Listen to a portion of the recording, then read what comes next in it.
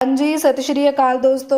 हुणे फैली ये नवी बीमारी। खबर ਨੂੰ ਸ਼ੁਰੂ ਕਰਨ ਤੋਂ ਪਹਿਲਾਂ ਜਿਨ੍ਹਾਂ ਲੋਕ ਸਾਡੇ ਚੈਨਲ ਨੂੰ ਸਬਸਕ੍ਰਾਈਬ ਨਹੀਂ ਕੀਤਾ ਸਬਸਕ੍ਰਾਈਬ ਕਰ ਲਓ ਤੇ ਵੀਡੀਓ ਨੂੰ ਵੱਧ ਤੋਂ ਵੱਧ ਲਾਈਕ ਤੇ ਸ਼ੇਅਰ ਵੀ ਕਰ ਦੇਣਾ। Civil surgeon doctor Rohit Goyal ਅਤੇ ਸਹਾਇਕ ਸਿਵਲ ਸਰਜਨ ਡਾਕਟਰ ਅਰਪਿਤ ਗੁਪਤਾ ਦੇ ਦਿਸ਼ਾ ਨਿਰਦੇਸ਼ਾਂ ਤੇ ਜ਼ਿਲ੍ਹਾ ਸਿਹਤ ਵਿਭਾਗ ਵੱਲੋਂ ਡੇਂਗੂ ਬੁਖਾਰ ਤੋਂ ਲੋਕਾਂ ਨੂੰ ਸੁਚੇਤ ਕਰਨ ਲਈ ਵਿਸ਼ੇਸ਼ ਜਾਗਰੂਕਤਾ ਮੁਹਿੰਮ ਸ਼ੁਰੂ ਕਰ ਦਿੱਤੀ ਗਈ ਹੈ। ਇਹ ਮੁਹਿੰਮ ਤਹਿਤ ਸਿਹਤ ਅਧਿਕਾਰੀਆਂ ਨੇ ਸ਼ਹਿਰ ਦੇ ਵੱਖ-ਵੱਖ ਬਾਜ਼ਾਰਾਂ, ਰਿਹਾਇਸ਼ੀ ਇਲਾਕਿਆਂ ਅਤੇ ਗਲੀ ਮੁਹੱਲਿਆਂ ਦੇ ਵਿੱਚ ਲੋਕਾਂ ਨੂੰ ਡੇਂਗੂ ਤੋਂ ਬਚਾਅ ਦਾ ਸ਼ੁਰੂ ਕਰ ਦਿੱਤਾ ਹੈ। ਜੇਆਰ ਨੋਡਲ ਅਫਸਰ ਡਾਕਟਰ ਅੰਕੁਸ਼ ਕੰਬੋਜ ਦੀ ਟੀਮ ਤੇ ਗਾਂਧੀ ਨਗਰ ਪੁਰਾਣਾ ਬੋਰ ਅੱਡਾ ਵਿਖੇ ਦੁਕਾਨਾਂ ਅਤੇ ਘਰਾਂ ਦੇ ਵਿੱਚ ਵਿਜ਼ਿਟ ਕੀਤਾ।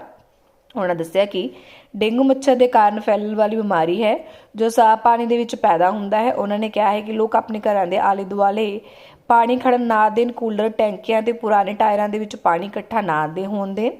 ਸਿਹਤ ਟੀਮਾਂ ਨੇ ਦੁਕਾਨਦਾਰਾਂ ਤੇ ਖਰੀਦਦਾਰਾਂ ਨੂੰ ਪਿਫਲੇਟ ਵੰਡ ਕੇ ਡੇਂਗੂ ਤੋਂ ਬਚਾਅ ਦੇ ਤਰੀਕੇ ਦੱਸੇ ਨੇ। ਬਾਕੀ ਖਬਰ ਨੂੰ ਅੰਤ ਤੱਕ ਦੇਖਣ ਲਈ ਤੁਹਾਡਾ